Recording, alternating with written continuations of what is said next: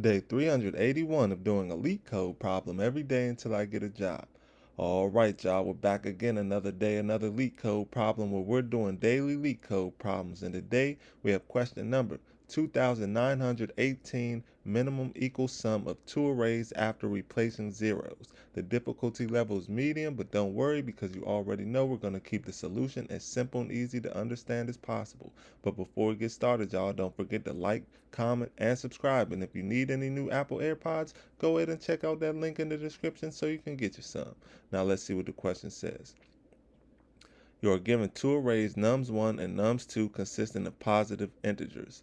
You have to replace all of the zeros in both arrays with strictly positive integers such that the sum of elements of both arrays becomes equal.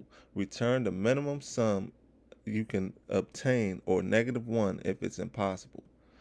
All right, y'all. So that could be a little bit confusing to understand. Let's go ahead and take a look at these examples just to make sure we're doing this problem correctly. So in example 1, we have the input nums equals an array of integers 3, 2, 0, 1, and 0. Nums2 equals an array of integers 6, 5, and 0. The output is 12. Explanation says we can replace zeros in the following way. Replace the two zeros in nums1 with the values 2 and 4. The resulting array is in nums1 is equal to an array of integers 3, 2, 2, 1, and 4. Replace the 0 in nums2 with the value 1. The resulting array in nums2 is an array of integers 6, 5, and 1. Both arrays have an equal sum of 12. It can be shown that this is the minimum sum we can attain. So if that didn't make sense to y'all, let's go ahead and break this example down one step further. So we start with our input nums1 and nums2. We want to make it so that every element or the sum of every element in nums1 is equal to the sum of every element in nums2, but we're only allowed to replace the zeros. We can replace the zeros with whatever number we want, but we want to make sure that after we replace the zeros, we find the minimum equal sum. So the sum that we create has to be as small as possible. In this case, the smallest possible sum we can create is 12. And as you can see, we have in nums2, we have 6 and 5, so we're already at 11. And if we have to replace the 0, then we know that the smallest element that we can use is 1. So now it becomes 6, 5, and 1, which is 12. And now we need to find a way to make this equal 12 by replacing the two zeros, because we cannot get anything smaller than that over here. We cannot get anything smaller than 12 over here, so we have to find a way how to make it 12 over here. And we can do that by replacing the two zeros with a 2 and a 4. So we could place a 2 right here, we can place a 4 right here, and that will give us then an array of integers 3, 2, 2, 1, 4. And 3 plus 2 is 5, plus 2 is 7, plus 1 is 8, plus 4 is 12. So that'll equal 12. And then when we replace this 0 with a 1, it'll be 6 plus 5 is 11, plus 1 is 12.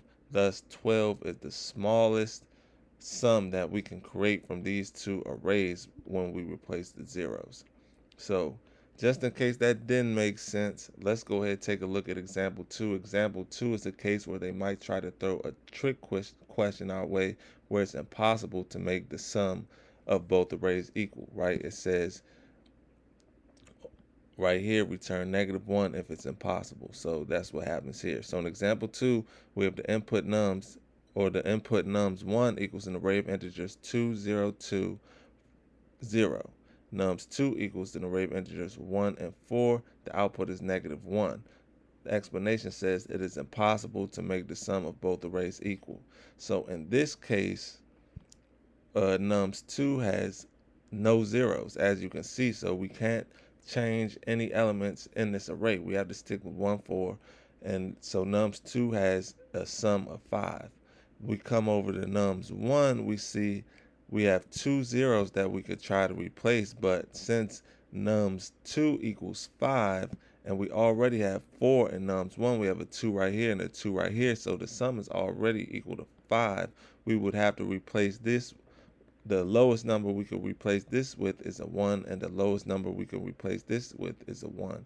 But if we replace both of these numbers with a 1, then the output would be 6, right? And 6 is not equal to 5, and there's no zeros over here to add another 1 to it, so we just stuck with 5 over here. So with all that being said, it's impossible for us to make a sum where both arrays are equal. So in that case, we return -1.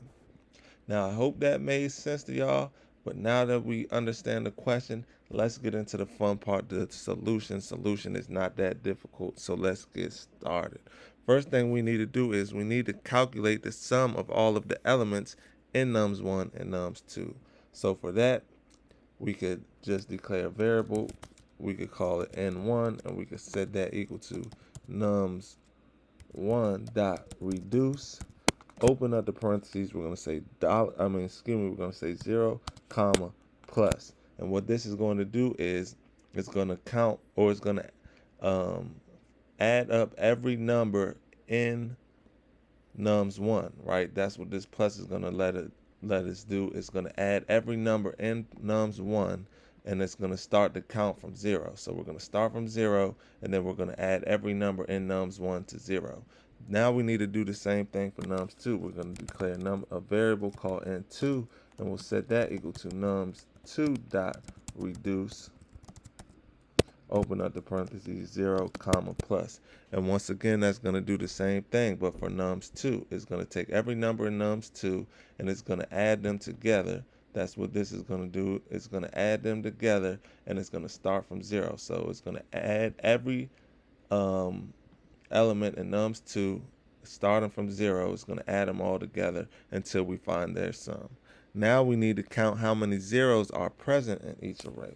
So for that, we could declare a variable called zeros1, set that equal to nums.filter, open up the brackets, we're going to say $0 equals 0 dot count. So what this is going to do is going to look, this should be nums1.filter. It's going to look in nums1. It's going to look at this $0 represents each element in the array. So it's going to look at each element in the array and see which element is equal to 0. And then when we find those elements, we're going to count how many elements are equal to 0. Now we need to do the same thing for nums2. So we could declare a variable called zeros2, set that equal to nums2.filter, open up the brackets, $0 equals 0, come outside of that, dot count.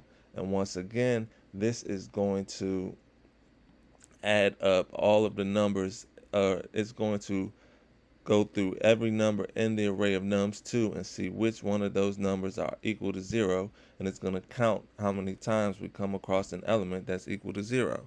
Now, if nums1 has no zeros, then we can't increase its sum. So if nums2 minimum possible sum from replacing each 0 with at least 1 is still greater than n1, it's impossible to equalize, so we can return -1. So for that, we could just handle that by saying if zeros1 equals 0, meaning nums1 has no zeros, and so two and signs, zeros2 is greater than n1, then what we're going to do, we're going to open the brackets and we could just return -1. Boom. Now we need to do the same thing for nums2. If nums2 has no zeros, and even after adding at least 1 for each 0 in nums1, then nums1 total would still be greater than n2, then it's impossible to return. So we have to return -1.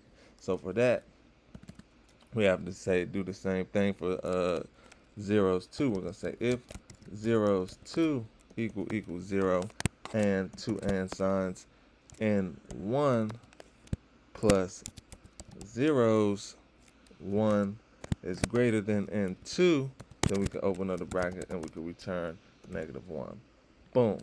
Now, if it's possible to equalize and we need to return the maximum sum both arrays could reach after replacing zeros with the minimum possible values, which would be 1. So for that, we come right here and we're going to say return max, open up the parentheses, n1, comma, zeros 1, comma, oh, excuse me, that shouldn't be a comma right here. This should be a plus sign, zeros 1, comma, n2 plus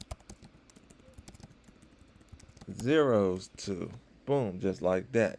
And that should be all she wrote, y'all. Let's go ahead and give this a run. Make sure it runs properly before we submit it. Let's see. Okay, we got an error. Cannot find nums1. Oh, sorry, y'all. Well, hold on now. Let me see, y'all. It says cannot find nums1. And oh, sorry, y'all. So let's just change this to nums1, and we could change this to nums2. Sorry about that, y'all. Boom. Now let's run it. Now let's run it and see what happens. There it is. It's accepted, y'all. So let's go ahead and submit it. Make sure it's still accepted after we submit it. Let's see. Oh, we got the wrong answer. So the question is, if we got the wrong answer, that probably means that our math is not mathing somewhere. So we got the math wrong somewhere. Let me see, y'all. Let me see.